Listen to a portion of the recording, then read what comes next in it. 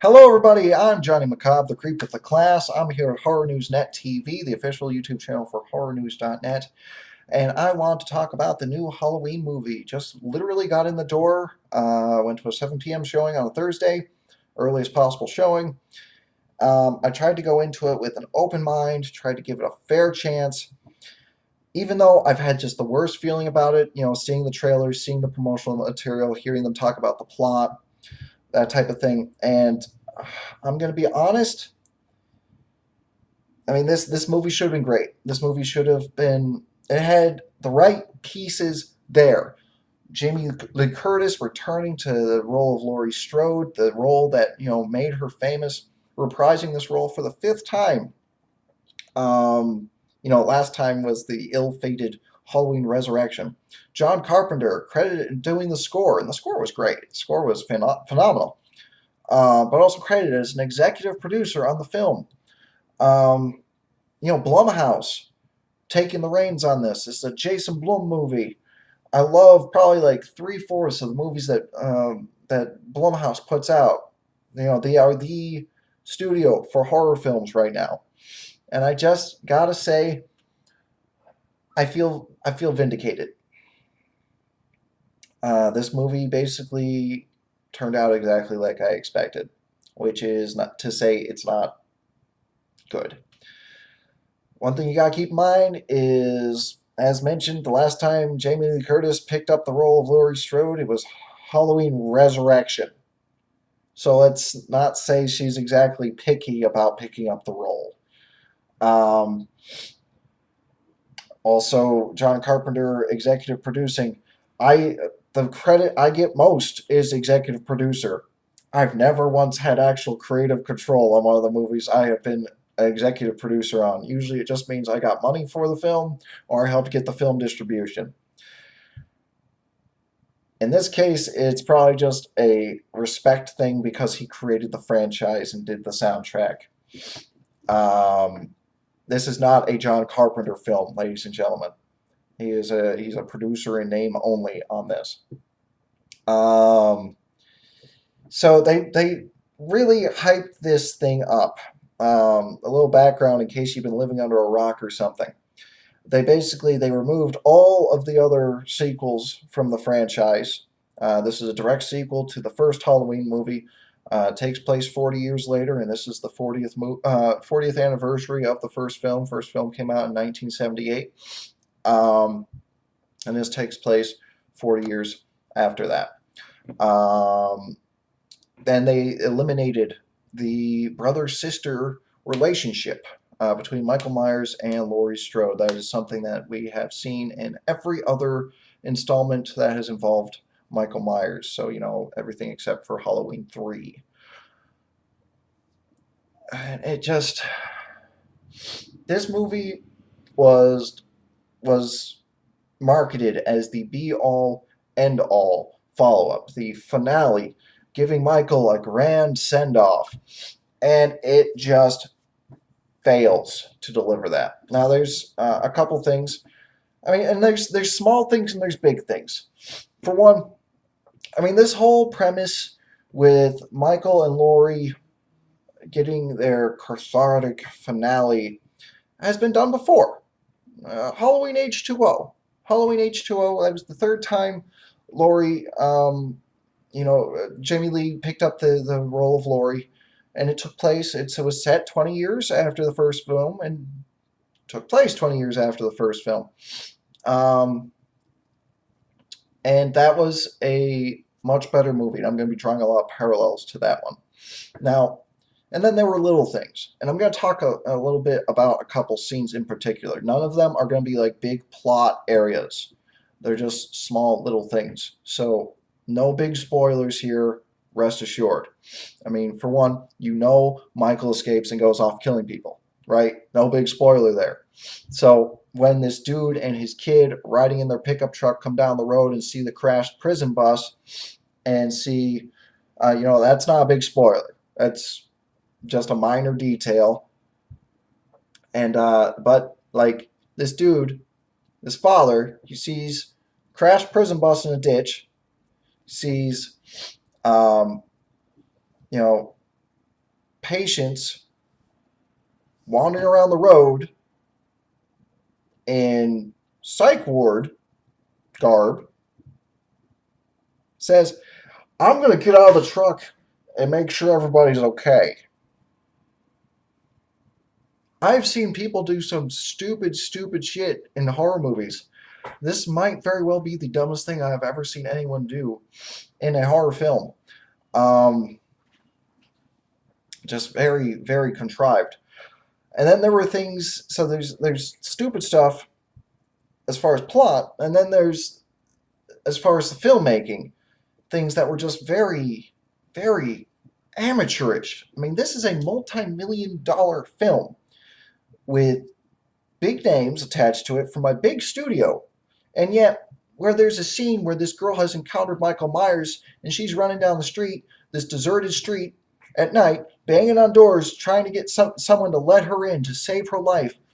You're supposed to get this sense of desolation and isolation, and yet 2 blocks behind her, I can see cars going through the freaking intersection. I mean, they only closed off the road so far, right, for filming? I mean, with today's technology, I mean, that's just headlights going back and forth through an intersection. With today's digital editing technology, that would have taken them maybe 5 minutes to remove that from the movie. So why was it still in the movie?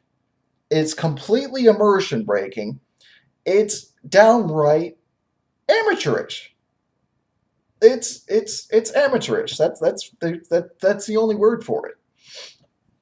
Now, as far as parallels to Halloween H2O, this, we're told, is the grand finale. This is going to be the final face-off between Laurie Strode and Michael Myers. And it can't even do that. This, H2O, was a movie completely not driven by greed. All these horror movies, they always leave the door open at the end for a sequel because money runs Hollywood. I mean, obviously. So if a movie makes money, they're going to make a sequel. Duh. H2O, they didn't follow that. H2O, they killed Michael Myers. You saw the body. You saw Laurie Strode take Michael's freaking head off with a fire axe. He was dead. They had to do some freaking twisted, stupid storytelling to undo that in Halloween Resurrection. No, they wrote it as him being actually dead.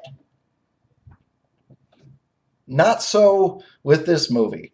You get your grand cathartic finale, and then it just leaves you wanting because you don't see the body. And in horror movies, if you don't see the body, are they dead?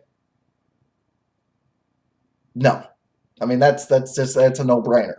I mean, if you've seen any horror film, you should know that by now, especially with slasher movies. It's just the big word I would use for this movie, and I wouldn't say disappointment because I wasn't disappointed because I got exactly what I was basically expecting.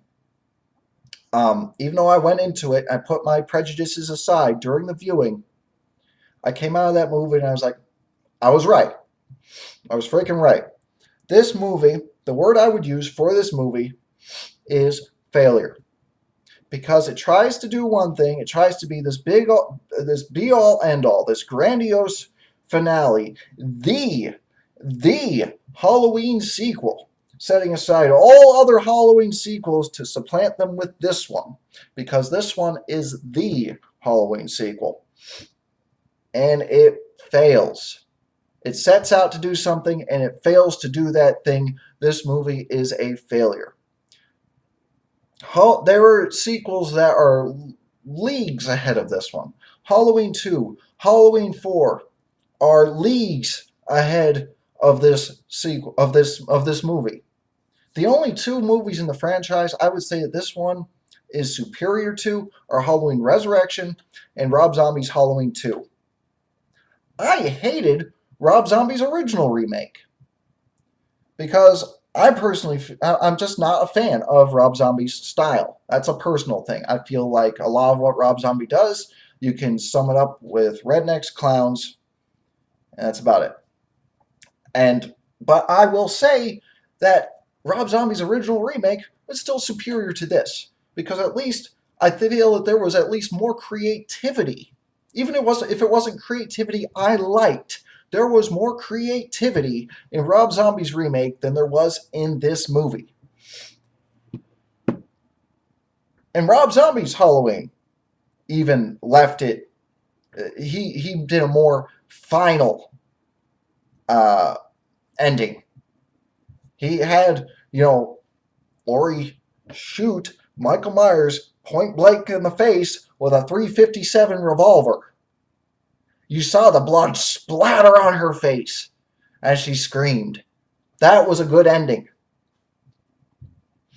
I don't know. They never really explain how he survives being shot in the face with a 357 Magnum when they do the sequel.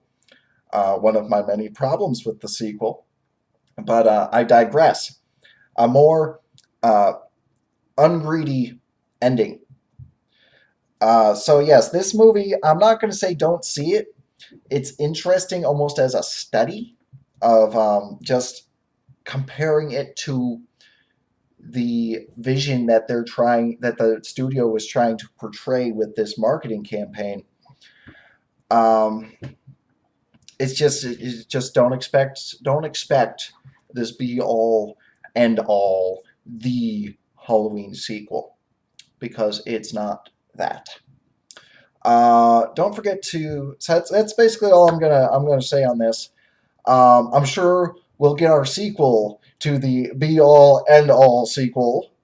Maybe this will be the be all end all sequel. We'll get that probably in a couple of years, because Hollywood.